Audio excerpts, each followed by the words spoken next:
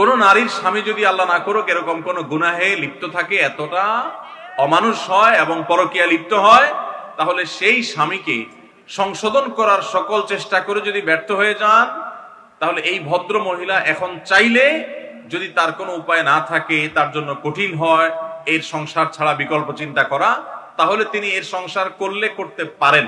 জায়েজ আছে। তার পাপের কারণে সে পাপিষ্ঠ হবে, এই মহিলার বিবাহের সম্পর্ক ভাঙবে না তার পাপাচার লিপ্ত থাকার কারণে। যদি তার ন্যূনতম কোনো সুযোগ থাকে এবং এই নরাধম এই পাপিষ্ঠকে কোনোভাবে যদি সংশোধন করা না যায়, তাহলে তিনি বিকল্প পথ খোঁজা, অর্থাৎ তার কাছ থেকে ডিভোর্স নিয়ে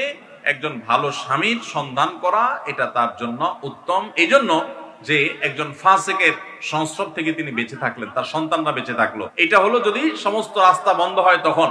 এই বিষয়গুলো প্রত্যেক নারী আলাদা আলাদা তার কেস কি স্টাডি করে, আলোচনা করে, বিজ্ঞ লোকদের সাথে পরামর্শ করে তারপর ডিসিশন নেবেন, কারণ সবার অবস্থা এখানে ভিন্ন ভিন্ন হয়। আপনি জোশের ছোট ডিসিশন নিয়ে এরপর দেখা গেল